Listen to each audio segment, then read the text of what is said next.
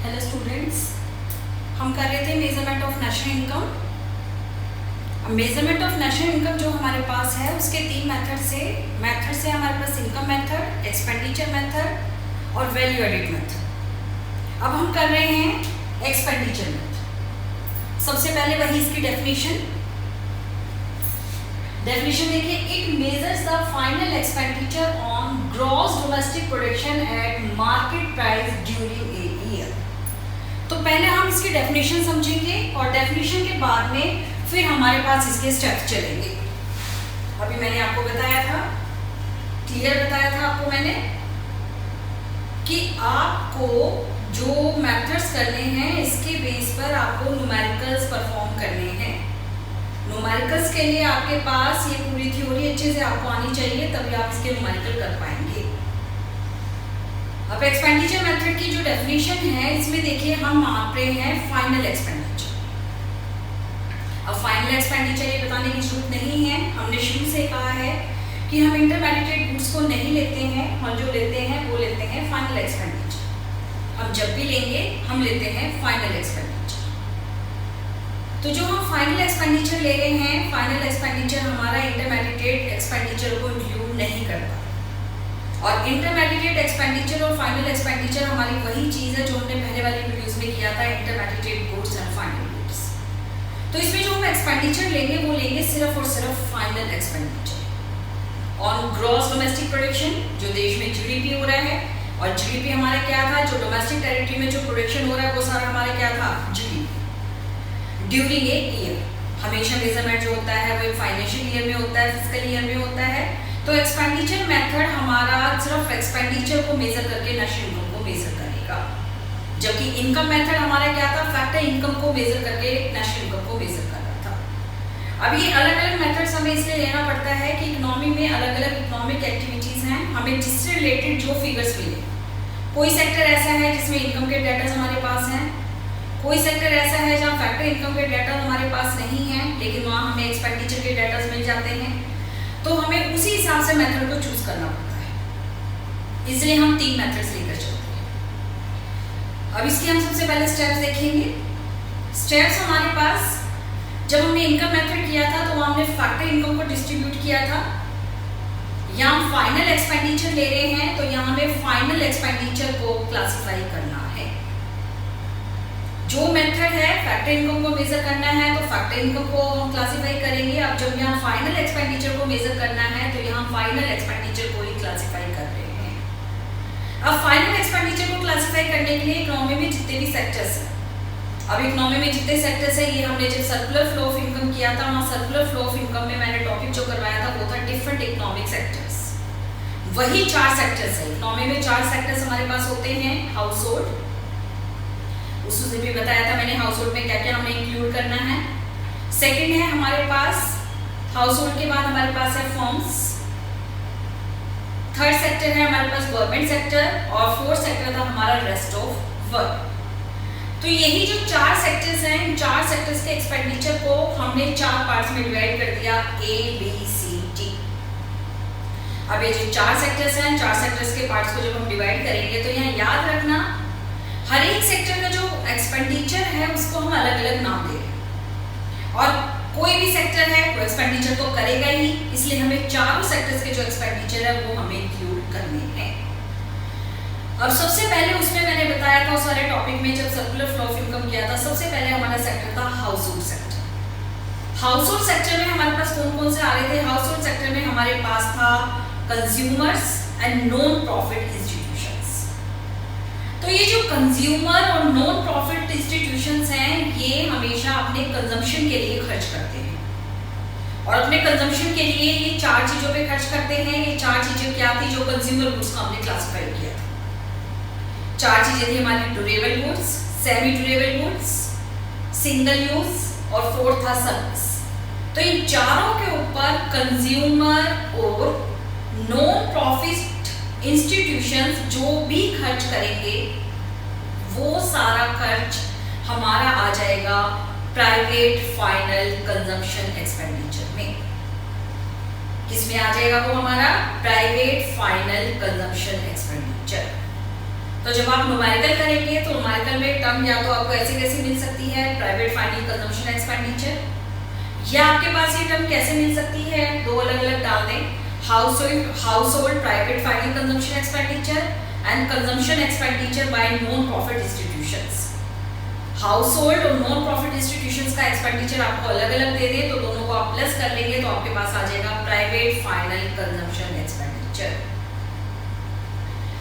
तो सेकंड है हमारा गवर्नमेंट सेक्टर। गवर्नमेंट सेक्टर जो खर्च करता है वो हम लेते हैं गवर्नमेंट फाइनल कंजम्पशन एक्सपेंडिचर। अब यहाँ गवर्नमेंट फाइनल कंजम्पशन एक्सपेंडिचर में हम क्या ले रहे हैं, गवर्नमेंट जो गुड्स एंड सर्विसेज के ऊपर जो खर्च कर रही है वही खर्च हमें सिर्फ यहाँ लेना है। गवर्नमेंट अगर कोई इन्वेस्टमेंट कर रही है वो हमें नहीं लेना है, यहाँ हम किस पे ले रहे हैं, क्योंकि कंज्यूमर जो है अपने सेल्फ कंजम्पशन के लिए चीजों को परचेज करता है, जबकि गवर्नमेंट सेक्टर, वहां भी जब मैंने सेक्टर्स को डिफाइन किया था तब बहुत अच्छे से समझाया था। गवर्नमेंट क्या करती है, गवर्नमेंट जो कलेक्टिव डिमांड होती है, कलेक्टिव डिमांड के लिए गवर्नमेंट जो है वो कोई भी जो गुड्स एंड सर्विसेज है उनकी डिमांड करती है। कैसे, मैं चेयर खरीदूंगी अपने घर के लिए, लेकिन गवर्नमेंट जो चेयर खरीदेगी वो गवर्नमेंट ऑफिस में रखने के लिए, जिसमें गवर्नमेंट ऑफिसर्स हैं, कोई भी बैठ सकते हैं। तो ये गवर्नमेंट का जो खर्च है ये कहलाता है गवर्नमेंट फाइनल कंजम्पशन एक्सपेंडिचर। ये जो पॉइंट कर रहे हैं थ्योरी में 1 मार्क में आपके पास डिफाइन करने आ सकते हैं, define private final consumption expenditure. तो ये जो अभी समझाया था वो आपको यहाँ लिखना पड़ेगा। तो ऐसे जो हम पॉइंट्स कर रहे हैं ए बी सी डी, इन चारों पॉइंट्स को आपको अलग अलग से याद करना पड़ेगा। एक्सप्लेनेशन में एक एक नंबर की एक्सप्लेनेशन इनकी आ सकती है, डेफिनेशन। थर्ड है हमारे पास ग्रॉस डोमेस्टिक इन्वेस्टमेंट। और ग्रॉस डोमेस्टिक इन्वेस्टमेंट, इन्वेस्टमेंट के मैंने ब्रैकेट में वर्ड डाला हुआ है कैपिटल फॉर्मेशन। तो ये चीज याद रखना, इन्वेस्टमेंट और कैपिटल फॉर्मेशन जो वर्ड्स होते हैं वो दोनों वर्ड्स हमारे सिमिलर वर्ड्स होते हैं। मतलब कहीं भी अगर फार्मूले में आप इन्वेस्टमेंट याद कर रहे हो, जब आप न्यूमेरिकल कर रहे हो तो वहाँ कैपिटल फॉर्मेशन मिल जाए तो दोनों सेम चीज है। ऐसे अगर कहीं फार्मूले में आपने कैपिटल फॉर्मेशन याद किया और वहाँ पे इन्वेस्टमेंट वर्ड मिल जाए तो दोनों एक चीज है। अब ये जो ग्रॉस डोमेस्टिक इन्वेस्टमेंट है, ग्रॉस डोमेस्टिक इन्वेस्टमेंट, यहाँ जो पर्सन भी प्रॉफिट अर्न करने के लिए एसेट्स को परचेज कर रहा है वो ग्रॉस डोमेस्टिक इन्वेस्टमेंट है। अब ग्रॉस डोमेस्टिक इन्वेस्टमेंट है उसमें दो पार्ट्स है हमारे पास, इसके जो मैंने ब्रैकेट में लिखे हुए हैं, ग्रॉस डोमेस्टिक फिक्स्ड इन्वेस्टमेंट और चेंज इन स्टॉक। ये टर्म्स को समझ लीजिए। अब एक इसको सिंपल से एग्जांपल से समझिए। मान लीजिएगा एक प्रोड्यूसर है, एक प्रोड्यूसर इन्वेस्टमेंट करना चाहता है, जिसको हम भाषा में कहते हैं वो फैक्ट्री लगाना चाहता है।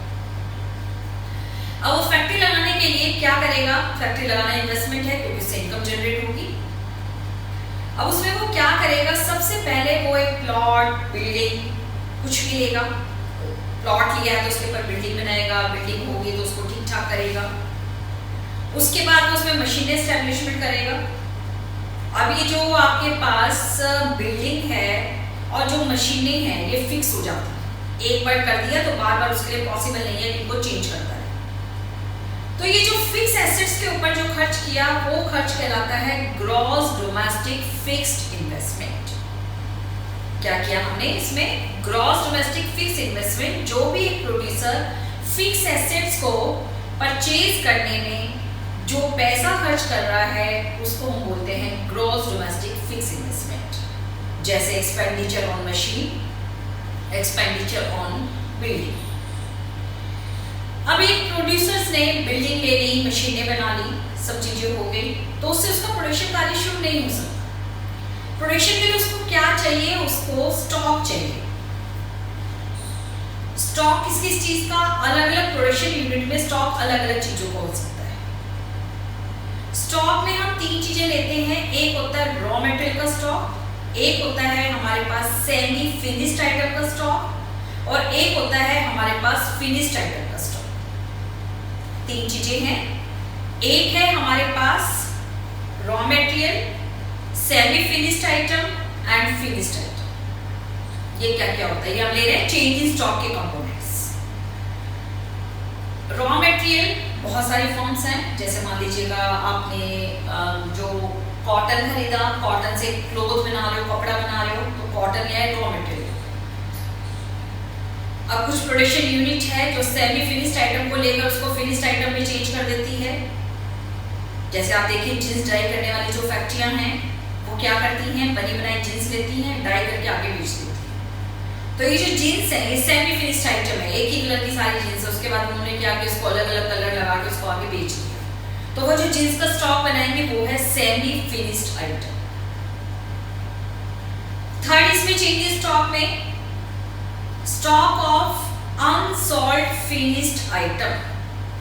Stock of unsold finished item, जैसे हमारे आसपास कोई रेडीमेड गारमेंट की दुकान है, अब उसने क्या किया, दुकान ले ली, उसने ड्रेसिंग रूम बना लिया, लाइटिंग कर ली, वो सारा ग्रॉस डोमेस्टिक फिक्स इन्वेस्टमेंट था। अब उसको स्टॉक रखना पड़ेगा। स्टॉक को किसका रखेगा, ना वो तो रॉ मटेरियल का स्टॉक रखेगा, ना ही जो उसके पास सेमी फिनिश्ड है। रेडीमेड गारमेंट्स वाले क्या करते हैं, बना बनाया सामान लाते हैं और बना बनाया सामान लाके उसको आगे बेच देते हैं, तो वो भी प्रॉफिट ही अर्न कर रहे हैं, तो वो भी इन्वेस्टमेंट है। तो हम जब चेंज स्टॉक ले रहे हैं, चेंज स्टॉक में क्या है, अलग अलग प्रोडक्शन यूनिट अलग अलग जो आइटम्स हैं उनका स्टॉक रखती है। और जो स्टॉक है वो तीन हमारे पास यहाँ जो है वो तीन तरह का स्टॉक हो सकता है। फर्स्ट है रॉ मटेरियल का स्टॉक, सेकंड है हमारे पास सेमी फिनिश्ड आइटम और थर्ड है हमारे पास अनसोल्ड फिनिश्ड आइटम। इन तीनों का जो स्टॉक है यहाँ उसको स्टॉक कहा जाता है। अब चेंज स्टॉक आप कैसे निकालते हैं, closing stock minus opening stock. Closing stock minus opening stock, financial year के एंड में आपके पास जो स्टॉक है वो है क्लोजिंग ईयर स्टॉक, और जो फाइनेंशियल ईयर आपका है स्टार्टिंग नेक्स्ट फाइनेंशियल ईयर की स्टार्टिंग है वो है आपके पास ओपनिंग स्टॉक। तो यहाँ हम चेंज स्टॉक कैसे निकालेंगे, चेंज स्टॉक हम निकालेंगे closing stock minus opening stock. इन दोनों को प्लस करके किसको, ग्रॉस डोमेस्टिक फिक्स इन्वेस्टमेंट और चेंज स्टॉक को प्लस करके ग्रॉस डोमेस्टिक इन्वेस्टमेंट आ जाएगा। अब न्यूमेरिकल में कई बार क्या होता है, आपको ग्रॉस डोमेस्टिक इन्वेस्टमेंट भी दे दे और चेंज स्टॉक भी दे दे, तो वहां चेंज स्टॉक को आपने नहीं लेना है। क्यों, क्योंकि ग्रॉस डोमेस्टिक इन्वेस्टमेंट के जो पार्ट्स हैं, ग्रॉस डोमेस्टिक फिक्स इन्वेस्टमेंट और चेंज स्टॉक दोनों को प्लस करके ही तो ग्रॉस डोमेस्टिक इन्वेस्टमेंट दे रखा है। तो वहां अगर आपके पास चेंज स्टॉक दे दे तो उस चेंज स्टॉक का आपको कुछ भी नहीं करना है। उस चेंज स्टॉक को आप ऐसे कैसे छोड़ दोगे। चेंज स्टॉक आपको कब चाहिएगा, जब आपको ग्रॉस डोमेस्टिक फिक्स इन्वेस्टमेंट दे रखा है, तो वहां उसका ग्रॉस डोमेस्टिक कैपिटल फॉर्मेशन का सेकंड पार्ट है चेंज स्टॉक। तो दोनों को प्लस करके आप निकालोगे ग्रॉस डोमेस्टिक इन्वेस्टमेंट या ग्रॉस डोमेस्टिक कैपिटल फॉर्मेशन। तो ये चीज आपको बहुत अच्छे से ध्यान रखनी है। एक्सपेंडिचर मेथड में न्यूमेरिकल्स में जो गलती होती है इसी वाली टर्म्स की वजह से होती है। तो इस वाले टर्म को आपको अच्छे से याद रखना है कि ग्रॉस डोमेस्टिक इन्वेस्टमेंट और ग्रॉस डोमेस्टिक कैपिटल फॉर्मेशन आप कैसे फाइंड आउट करेंगे। अब यहाँ कई बार न्यूमेरिकल में आपके पास ग्रॉस डोमेस्टिक इन्वेस्टमेंट ना देकर आपको नेट डोमेस्टिक इन्वेस्टमेंट दे देते हैं। अब जब नेट डोमेस्टिक इन्वेस्टमेंट दे रखा है तो आपको फार्मूले में तो ग्रॉस डोमेस्टिक इन्वेस्टमेंट चाहिए, तो उसमें आपको कोई चिंता करने की जरूरत नहीं है। नेट से ग्रॉस आपको निकालना आता है, नेट और ग्रॉस में डिफरेंस होता है डेप्रिसिएशन का। तो अगर नेट डोमेस्टिक इन्वेस्टमेंट दे दे 5000, तो वहां आपको डेप्रिसिएशन देखना होगा। डेप्रिसिएशन आपको कितना दे रखा है, मान लो डेप्रिसिएशन आपको दे रखा है 500, तो आप 5000 में 500 प्लस कर देंगे तो आपके पास 5500 वो आपके पास आ जाएगा ग्रॉस डोमेस्टिक इन्वेस्टमेंट। तो ध्यान रखना, अगर नेट डोमेस्टिक इन्वेस्टमेंट दे रखा है तो वहां ग्रॉस बनाने के लिए उसने वहां अपने डेप्रिसिएशन ऐड करना है। यहाँ ग्रॉस डोमेस्टिक इन्वेस्टमेंट हम क्यों ले रहे हैं, ग्रॉस डोमेस्टिक इन्वेस्टमेंट हम इसलिए ले रहे हैं यहाँ क्योंकि हमें यहाँ प्रोड्यूसर्स का खर्च लेना है। प्रोड्यूसर पूरा खर्च जो कर रहा है न्यू एसेट्स के ऊपर या पुराने एसेट्स को रिपेयर करने के लिए खर्च कर रहा है, वो सारा हमने यहाँ ग्रॉस डोमेस्टिक इन्वेस्टमेंट पे लेना है। उसके बाद हमारा फोर्थ सेक्टर होता है rest of world. Rest of world के साथ जो हमारे ट्रांजैक्शंस होते हैं वो होते हैं नेट एक्सपोर्ट्स। और नेट एक्सपोर्ट्स आप कैसे निकालोगे, एक्सपोर्ट्स माइनस इंपोर्ट्स। अगर ये वैल्यू माइनस में भी आ रही है तो भी आप माइनस में लेके चलोगे। जैसे एक्सपोर्ट्स दे रखा 50, इंपोर्ट्स दे रखा 60, तो 50 माइनस 60 नेट एक्सपोर्ट्स आपके पास आया -10। Net exports -10। तो नेट एक्सपोर्ट्स निकालने के लिए हमेशा आप क्या करेंगे, एक्सपोर्ट्स में से आप इंपोर्ट्स को माइनस कर देंगे। एक्सपोर्ट्स में से इंपोर्ट्स को अगर आप माइनस करेंगे तो आपके पास आ जाएगा नेट एक्सपोर्ट्स। तो एक्सपेंडिचर मेथड में हमने फाइनल एक्सपेंडिचर का जो क्लासिफिकेशन है, 4 सेक्टर्स होते हैं और चारों सेक्टर एक्सपेंडिचर करते हैं, इसलिए चारों सेक्टर का एक्सपेंडिचर हमने अलग अलग कैलकुलेट किया और ये जो अलग अलग कैलकुलेट किया ये 4 पार्ट्स में हमारे पास डिवाइड हो गया। अब हमारा क्वेश्चन होता है मेजरमेंट ऑफ नेशनल इनकम। अब नेशनल इनकम हम कैसे मेजर करेंगे?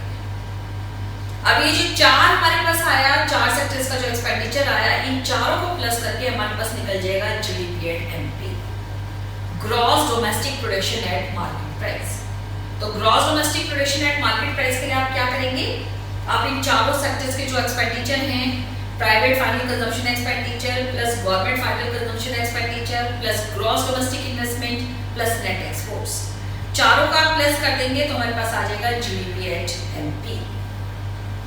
अब नेशनल इनकम निकालनी है। नेशनल इनकम की शॉर्ट फॉर्म होती है एनएनपी एट एफसी। तो एनएनपी एट एफसी निकालने के लिए हमारे पास क्या हो गया?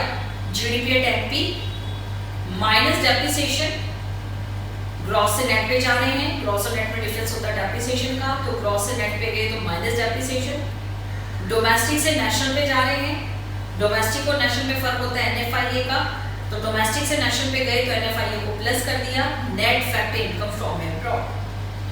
मार्केट प्राइस है, मार्केट प्राइस से फैक्टर कॉस्ट पे जा रहे हैं, तो मार्केट प्राइस से जब आप फैक्टर कॉस्ट पे गए तो मार्केट प्राइस से फैक्टर कॉस्ट पे जाने के लिए आपने क्या किया? नेट इनडायरेक्ट टैक्स को माइनस कर दिया, तो हो गया हमारे पास माइनस नेट इनडायरेक्ट टैक्स। तो हमारे पास net minus net indirect tax जो हुआ, तो ये हमारे पास आ गई नेशनल इनकम। तो एक्सपेंडिचर मेथड में हमने क्या किया? एक्सपेंडिचर मेथड में हमने डेफिनेशन की, डेफिनेशन के लिए उसके स्टेप्स किए और मेजरमेंट किया। तो न्यूमेरिकल करते वक्त आप क्या ध्यान रखेंगे? न्यूमेरिकल करते वक्त यहाँ आपने ये ध्यान रखना है कि जो हमारे पास पार्ट्स दे रखे हैं, इन चारों पार्ट्स को हमने न्यूमेरिकल में ढूंढना है, क्या वैल्यू दे रखी है। चारों वैल्यू को प्लस करेंगे, चारों वैल्यू को प्लस करने से आपके पास निकल जाएगा जीडीपी एट एमपी, और आपके पास जीडीपी एट एमपी से नेशनल इनकम का यहाँ बताया हुआ है क्योंकि क्वेश्चन हमारा पास था मेजरमेंट ऑफ नेशनल इनकम। लेकिन अगर आपके पास यहाँ कुछ और निकालना आया हो, जैसे मान लीजिए आपके पास आ जाए calculate NTP at FC by expenditure method, calculate GNP at FC by expenditure method, मतलब जो हमने 8 एग्रीगेट्स किए थे, एक तो हमारा निकल गया जीडीपी एट एमपी, 7 एग्रीगेट्स में से कुछ भी आपको निकालना आ सकता है। तो जो 7 एग्रीगेट्स हैं उनमें से अगर आपको कुछ भी निकालना आना है तो उसके लिए आप क्या करेंगे? जैसे यहाँ फार्मूला इक्वल किया है, मैंने पहले वाली वीडियोस में बताया है कि फार्मूले कैसे इक्वल करके एक से दूसरी टर्म्स निकालते हैं, तो वो दूसरी टर्म्स निकालेंगे। तो ये चीज़ आपको पहले बहुत क्लियर होनी चाहिए। उस टाइम मैंने जब न्यूमेरिकल करवाए थे मैंने आपको बताया था ये बेस है, लेकिन जब सबसे पहले एक्सपेंडिचर मेथड से न्यूमेरिकल शुरू करेंगे तो सबसे पहले आपका जीडीपी एट एमपी निकलेगा। लास्ट वीडियो में जब मैंने बताया था वहां मैंने कहा था कि जब इनकम मेथड से आप कर रहे हो तो इनकम मेथड से हमेशा एनटीपी एट एफसी निकलता है, लेकिन जब आप एक्सपेंडिचर मेथड से निकाल रहे हैं तो एक्सपेंडिचर मेथड से जब आपके पास निकलेगा तो आपके पास निकलेगा सबसे पहले GDP at MP.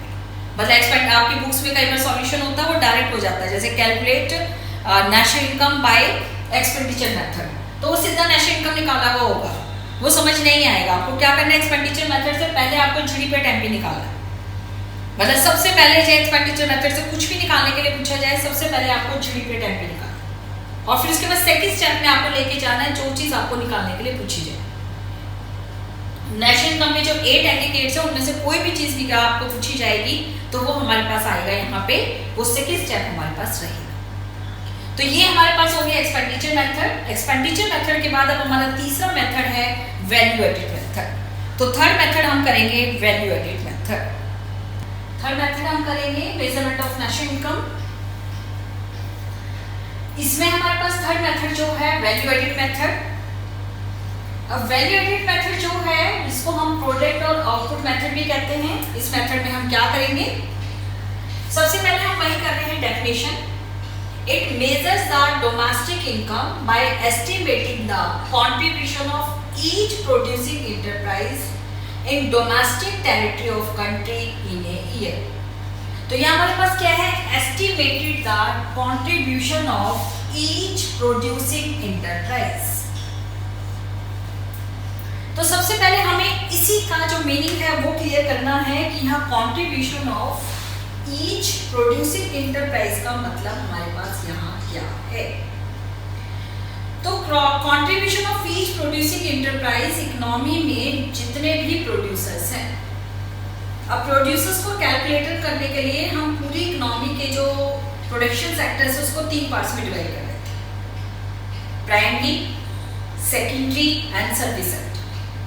Primary sector में जनरली एग्रीकल्चर एक्टिविटीज आती हैं, सेकेंडरी सेक्टर में हमारी इंडस्ट्रीज आती हैं, और जो हमारा सर्विस सेक्टर है उसमें हमारी सारी सर्विस आती है। तो इन तीनों सेक्टर में जो इंटरप्राइज होते हैं जो अपना प्रोडक्शन में कंट्रीब्यूशन करते हैं उसको मेजर करके वैल्यू एडिड मेथड से हमारे पास जो है वो नेशनल इनकम का मेजरमेंट हम करते हैं। अब सबसे पहले यहाँ क्लियर होना चाहिए वैल्यू एडिड है क्या।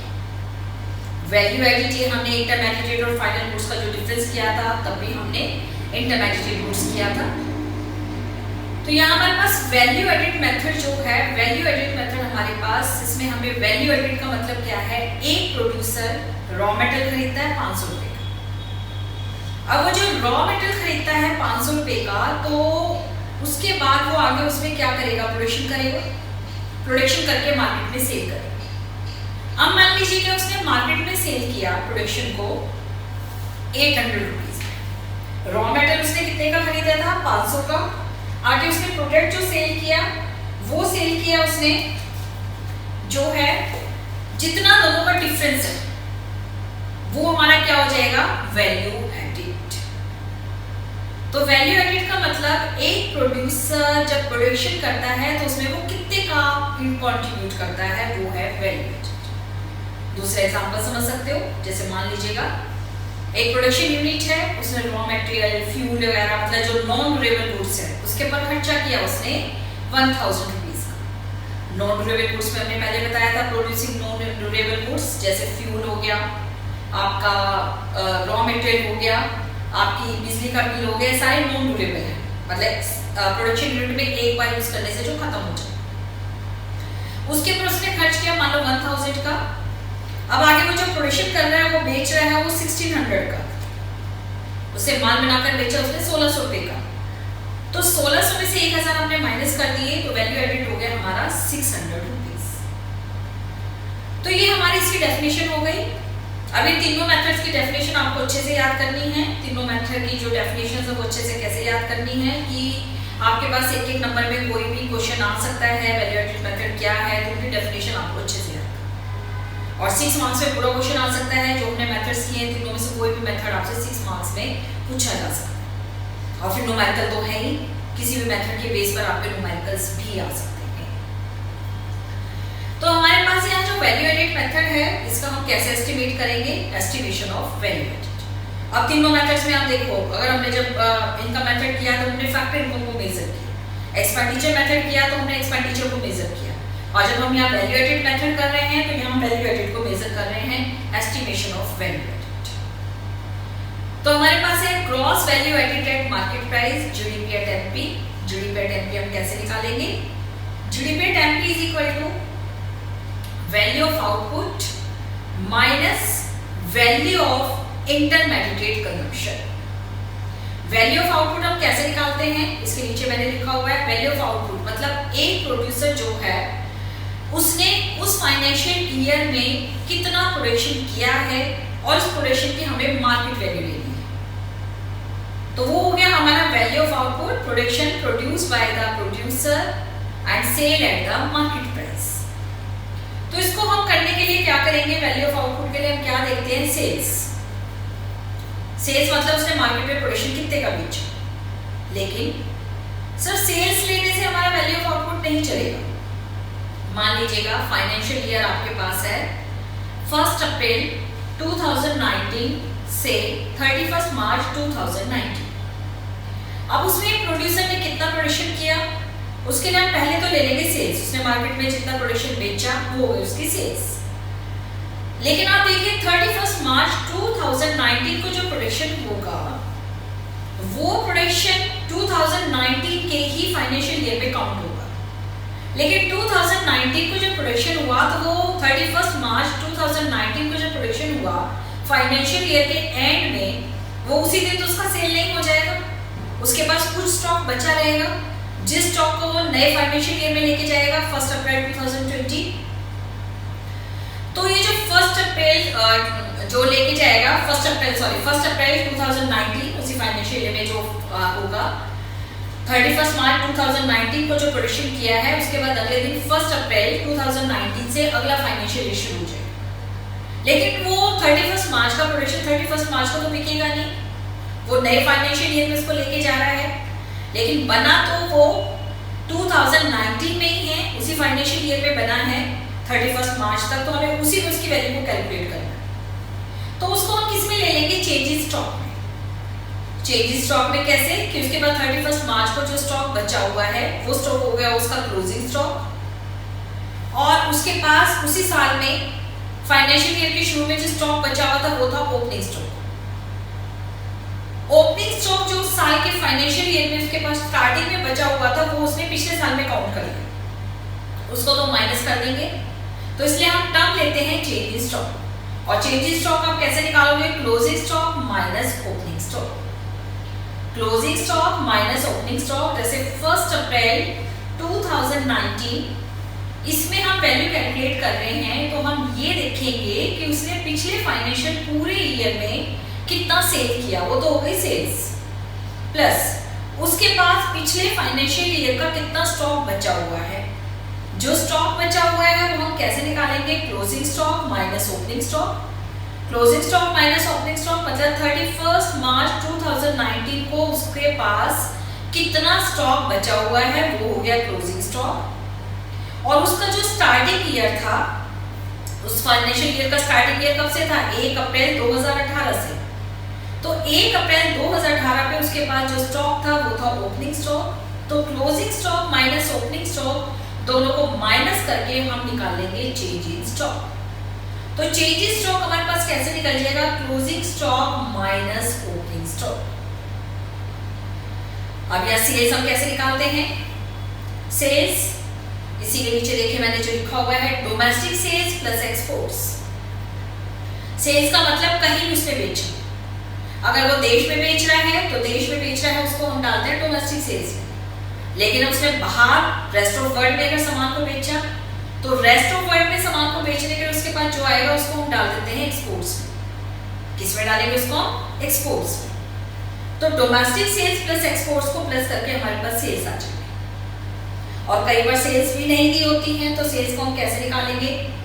Price into quantity. मान लीजिएगा 10 टन माल बनाया, 1 टन माल 5 रुपए में बिक रहा है तो 10 इंटू 5 50। तो सेल्स हम कैसे निकालेंगे? Price into quantity. तो ये हमारा gross value edited market price का फर्स्ट पार्ट क्लियर हुआ है। Value of output. Value of output में हमने क्या क्या लेना है? Sales plus change in stock. Sales भी नहीं दे रखा है तो उसको हम प्राइस इनटू क्वांटिटी मल्टीप्लाई करके निकालेंगे, और चेंज इन स्टॉक नहीं दे रखा है तो चेंज इन स्टॉक हम निकालेंगे closing stock minus opening stock, minus value of intermediate consumption. Value of intermediate consumption हमारे पास जो है वो कैसे निकलेगा? इंटरमीडिएट कंजम्पशन हम पहले कह चुके हैं, बहुत डिटेल में बता चुके हैं। जो एक फर्म नॉन ड्यूरेबल गुड्स के ऊपर जो भी खर्च कर रही है वो सारा हमारा क्या हो जाएगा? Value of intermediate consumption. Raw material के ऊपर, फ्यूल के ऊपर, इलेक्ट्रिसिटी बिल के ऊपर, ये सारा हमारा आता है वैल्यू ऑफ इंटरमीडिएट कंजम्पशन। दोनों को माइनस कर देंगे तो दोनों को माइनस करने से हमारे पास आ जाएगा gross value edited market price, जो किसके इक्वल होगा? जो इक्वल होगा जीडीपी एट एमपी। लिखना आपको हमेशा वैल्यू एडिड मेथड में gross value edited market price ही लिखना पड़ेगा, आप उसको जीडीपी एट एमपी नहीं लिख सकते। लेकिन gross value edited market price की वैल्यू हमेशा जीडीपी एट एमपी की इक्वल होती है। जैसे अगर आपको इससे नेशनल इनकम मेजरमेंट करना है तो सबसे पहले आप क्या निकालेंगे? Gross value edited market price. मान लो वो निकल गया आपका 5000। 5000 निकलने का मतलब जीडीपी एट एमपी आपका निकल गया 5000। उससे फिर आप नेशनल इनकम का फार्मूला इनपुट कर लेंगे, national income NNP at FC. NNP at FC अभी बताया था जो इस वीडियो में कि एक्सपेंडिचर मेथड से जीडीपी एट एमपी से एनएनपी एट एफसी कैसे निकाला था, सेम हम कर लेंगे। तो ये हो गया value edit. Value edit method को लेने के लिए हम एक टेबल भी बना सकते हैं, उस टेबल से आपको और ज्यादा क्लियर हो जाएगा। तो वैल्यू एडिट मेथड के लिए मैं एक टेबल बनाकर उसको आपको क्लियर कर रही हूँ।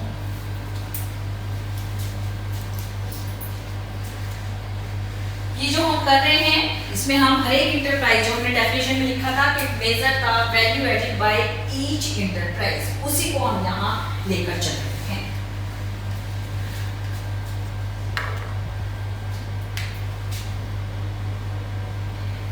यहां पे एक टेबल बनाएंगे। इंटरप्राइज, इंटरप्राइज का मतलब जो फर्म्स है। Value of output, value of output जो फर्म प्रोड्यूस कर रही है वो है value of output. Value of intermediate consumption,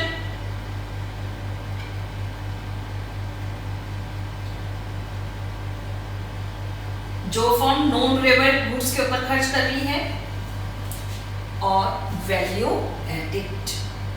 value added कैसे निकालेंगे? हम निकालेंगे दोनों को माइनस करके, और लास्ट में हम ले लेंगे टोटल। जो टोटल आएगा, टोटल हमारे पास आ जाएगा टोटल वैल्यू एडिड। सबसे पहले हम ले रहे हैं यहाँ फार्मर। फार्मर मान लीजिएगा उसके पास बीज वगैरह पिछले साल का पड़ा हुआ था, तो वैल्यू ऑफ इंटरमीडिएट कंजम्पशन उसकी 0 है। उसने गेहूं उगाया, गेहूं बनाकर उसने बेचा 500 रुपए। Value of output 500, value of intermediate consumption 0, तो वैल्यू एडिड आपके पास कितना हो गया? 500। अब ये जो फार्मर है, क्योंकि हम कर रहे हैं इंटरप्राइज, अलग अलग इंटरप्राइज, ये जो फार्मर है ये गेहूं जो है फ्लोर मिल को बेच देता है। फ्लोर मिल मतलब आटा। अब इसने गेहूं कितने का बेचा? 500 रुपए का। तो ये जो फ्लोर मिल है उसके लिए इंटरमीडिएट कंजम्पशन हो गया, क्योंकि मैं बताया था इंटरमीडिएट कंजम्पशन। गेहूं लेके वो आगे आटा बेचेगा, तो मान लीजिए उसने इसने किसान ने जब 500 रुपए का गेहूं बेचा है, तो फ्लोर मिल 500 रुपए का गेहूं जब खरीद रहा है तो वो उसका इंटरमीडिएट कंजम्पशन। उससे वो क्या करेगा? मान लीजिएगा उसने जो आटा बना के बेचा वो बेचा 800 रुपए का। वैल्यू एडिड कितनी हो गई? 300। 800 में से 500 माइनस कर दिए, 300। अब जो फ्लोर मिल है, फ्लोर मिल जो आगे है वो बेकर को, बेकर जो ब्रेड बनाता है उसको बेच दिया इसने आटा। अब इसने 800 रुपए का आटा बेचा, तो फ्लोर मिल जो है वो 800 रुपए का आटा खरीद रहा है, तो उसका ये इंटरमीडिएट कंजम्पशन। 800 रुपए के आटे से वो आगे क्या करेगा? 1000 उसने आगे ब्रेड बनाकर बेच दिया। वैल्यू एडिड दोनों को माइनस कर दिया, 200। अब ये जो बेकर है ये शॉपकीपर को बेच देता है। इसने ब्रेड बेचे हैं 1000 के, शॉपकीपर ब्रेड खरीद रहा है 1000। अब मान लो आगे जो कंज्यूमर्स हैं उनको वो 1200 रुपए में ब्रेड बेच देता है, उसने वैल्यू एडिड की 200।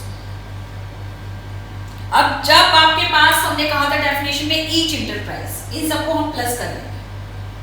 इन सबको जब हम प्लस करेंगे 500, 300, 800, 1000, 1200, तो टोटल वैल्यू एडिड कितनी हो गई आपके पास? 1200। तो ये कैसे निकला? ये जो वैल्यू एडिड निकली, कौन सी वैल्यू एडिड निकली? Gross value added at market price. तो ये जो gross value added at market price ये निकल गया आपके पास जीडीपी एट एमपी 1200। उससे आप नेशनल इनकम निकाल लेंगे। National income NNP at FC is equal to 1200 minus जो वैल्यू दे रखी हो depreciation plus NFIA minus net.